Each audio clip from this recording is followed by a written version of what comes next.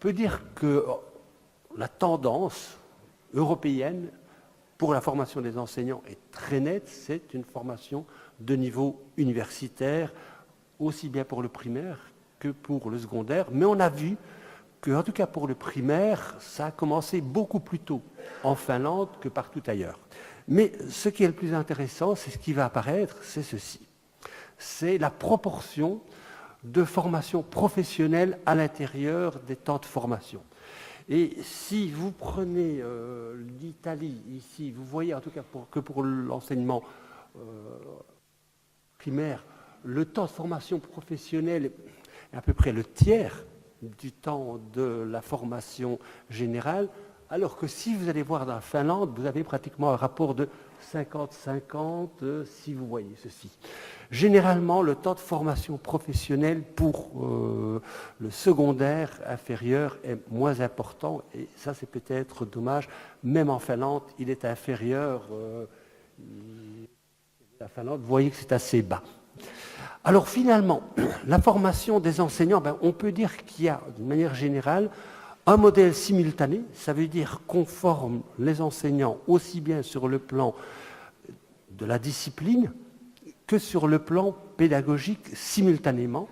Dans d'autres cas, on a d'abord une formation disciplinaire et puis la formation pédagogique. C'est ça le modèle consécutif.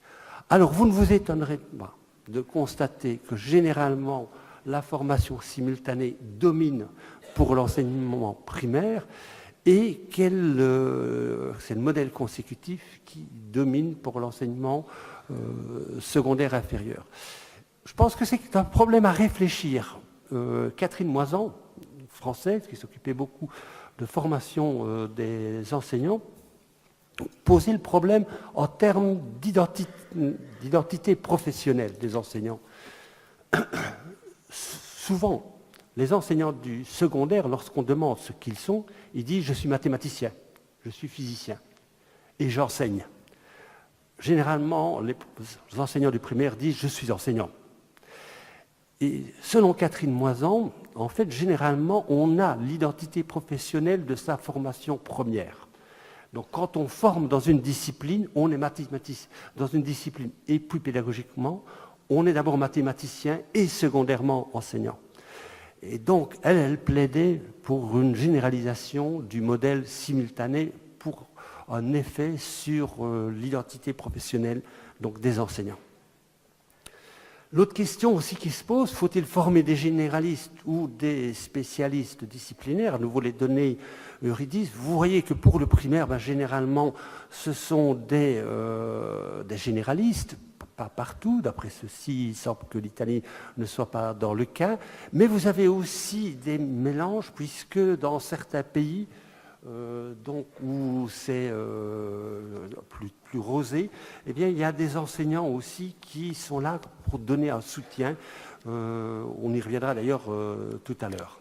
Je pense que bien sûr, il me semble que ce serait intéressant d'avoir une sélection à l'entrée, mais cette question-là nous renvoie à un autre problème que j'aborderai par la suite, qui est l'attractivité du métier.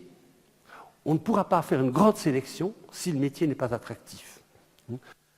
Par ailleurs, il y a un autre problème qui est sur quoi va-t-on sélectionner les futurs enseignants? Alors, souvent, c'est une sélection, un examen d'admission qui est d'ordre académique. Ce n'est pas le cas en Finlande, mais c'est toujours très compliqué de savoir sur quelle base non académique on va pouvoir faire la sélection. Et donc, si vous vous lancez un moment dans cette réflexion-là, il faudra prendre cette question des critères de sélection pour lesquels je n'ai pas de solution telle quelle.